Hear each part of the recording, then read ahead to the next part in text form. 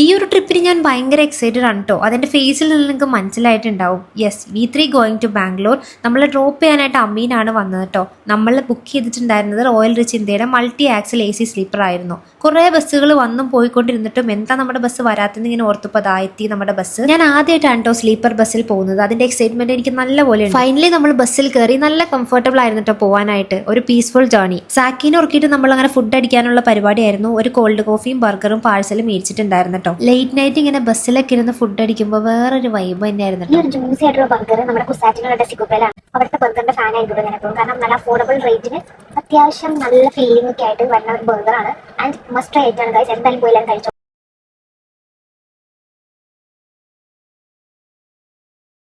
അങ്ങനെ ഫുഡൊക്കെ കഴിച്ച് ഉറങ്ങാൻ ഓർത്തപ്പോഴേക്കും ഒട്ടും ഉറക്കം വന്നില്ല. എങ്ങനെയൊക്കെയോ നേരം വെളുപ്പിച്ചു. മോർണിംഗ് വ്യൂ ഒക്കെ നല്ലോണം എൻജോയ് ചെയ്യാൻ പറ്റിയിട്ടോ.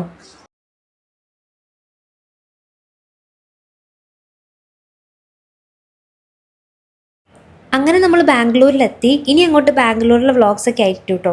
ഷെയ്ൻ്റെ അടുത്തേക്കാണ് നമ്മൾ പോയത്. So stay tuned for our next vlogs. This is me Rifa Hashim signing off. Bye by.